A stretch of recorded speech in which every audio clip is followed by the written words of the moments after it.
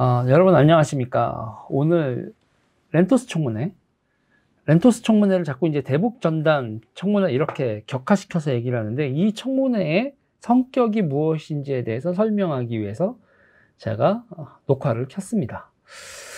일단은 여러분, 우리나라와 관련된 이 청문회가 이게 두 번째입니다. 첫 번째는 1976년부터 1978년 진행되었던 박동선의 코리아 게이트 사건을 조사한 프레이저 청문회가 있었죠. 그리고 그 프레이저 청문회의 최종 보고서인 프레이저 보고서는 한국 현대사를 정리하는 데 있어서 매우 중요한 보고서죠.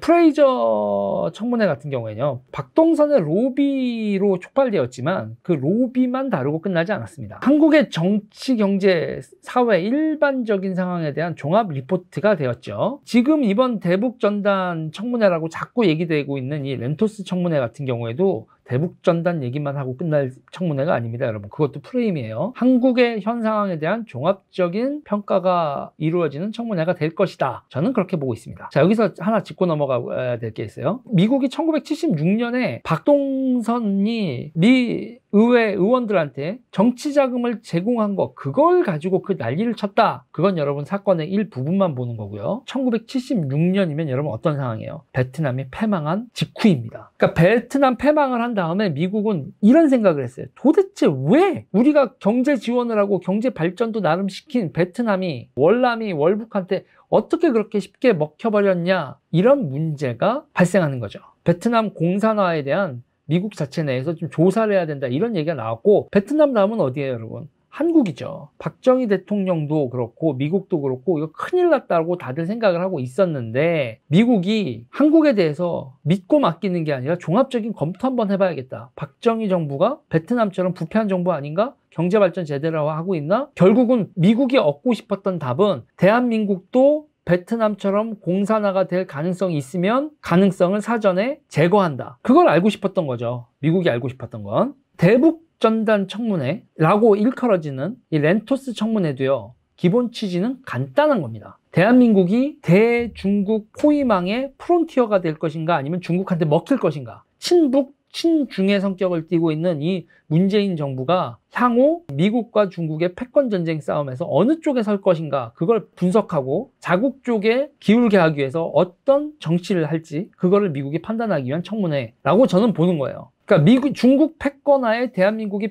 편입될 가능성, 그 가능성이 어느 정도고, 그 가능성을 내포하고 있는 여러 요인들이 무엇이냐, 이렇게 청문회가 진행될 거라고 보는 겁니다. 그러니까 프레이저 청문회의 재판이다, 이건. 1편 프레이저 청문회와 2편 렌토스 청문회는 패권 전쟁에서 한국을 미국 편에 계속 속하게 만들려는 의도가 포함되어 있는 청문회들이다. 이걸 그래서 대북전단 금지법이라고 해서 인권의 문제로 국한될 거라고 생각하면 그건 바보죠. 자, 미국은 5.18 금지법, 탈북자 강제 북송, 통일부의 대북 인권단체에 대한 지원을 끊는 거, 이런 것들을 문제 삼고 있습니다. 조국, 윤미향 등에서 보여준 법치주의의 파괴, 부패 문제도 검토를 하고요. 항콩 문제, 그리고 신장 위구르 문제, 이런 인권 문제가 발생했을 때 침묵하는 대한민국에 대해서도 왜 저러지? 이런 검토를 하는 겁니다. 미국이 문재인 정부를 친중 정부로 볼 수밖에 없게 한 위와 같은 사안들, 이거를 미국 의회 내에 초당적 협력 기구를 만들어서 조사를 한다. 이거 잘 검토해야 돼요. 미국은 이미 북한 인권법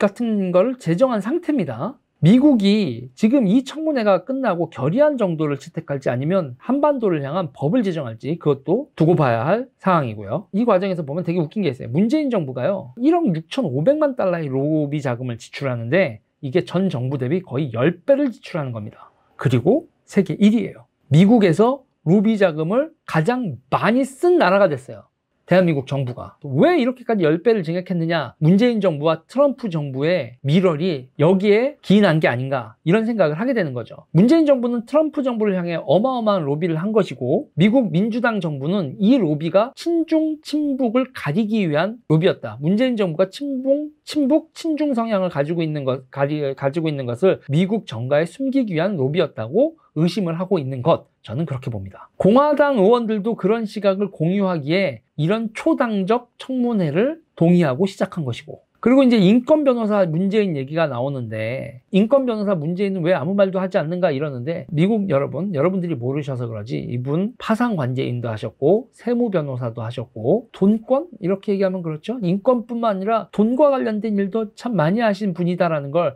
누가 가서 좀 얘기해 주셨으면 좋겠네요. 로비스트 노건평? 아이고, 법무법인 부산? 아이고, 노무현? 노건평? 문재인이 인권 변호사만 한 건 아니다. 인권 변호의 포장지를 뜯으면 온갖 세무, 등기, 파산관제 이런 내용이 나온다. 이런 얘기를 미국 측에 해주고 싶군요. 이제 어제 청문회에서 고든장, 문재인 버전의 통일 정책은 중국과 북한의 지나치게 가깝고 민주주의 원칙을 파기한다 지적하셨는데, 네, 그런 걸 NL이라고 부릅니다. 5.18 왜곡 처벌 법안은 시민의 표현의 자유를 부정하고 국가 권력을 이용해 의문을 품는 것 자체를 형사 처벌한다. 이거는 용납할 수 없는 일입니다. 100% 동의는 민주사회에 없는 겁니다. 누군가는 의심하고 누군가는 이의제기를 하는 그걸 용납을 해야 민주주의 국가죠. 자, 미중 패권 질서에서 또다시 지정학적으로 끼어버렸는데, 대한민국이 단순히 지정학적 위치뿐만 아니라 요번엔 또 다른 게 있습니다. 반도체라는 전략자원의 생산국이기도 하죠, 우리가. 그러니까 지금 이 패권 갈등에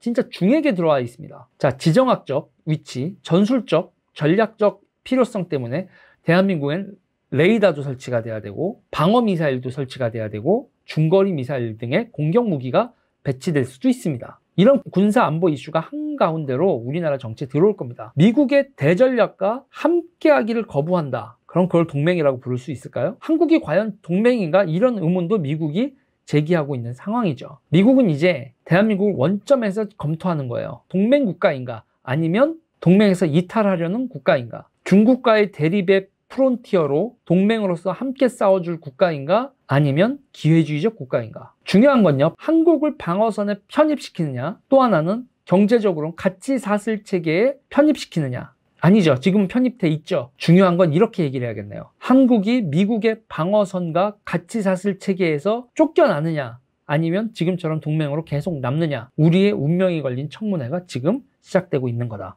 우리나라는 지금 이걸 무슨 대북 전단지 청문회로 격하하고 이러는데, 로비 자금 1억 6,500만 원을 미국에다 썼고 국내에서도 이렇게 프레임을 격화시키고 별로 중요하지 않은 일이 벌어지고 있는 것처럼 계속 언론 통제를 하는데, 지금 여러분 우리의 운명이 걸린 일이 진행되고 있는 겁니다. 대단히 중요한 일이 진행되고 있고, 그리고 향후 미국이 우리를 조사하는 거 주시해야 합니다. 네, 이게 지금 매우 심각한 상황입니다. 여러분, 여기까지 하겠습니다.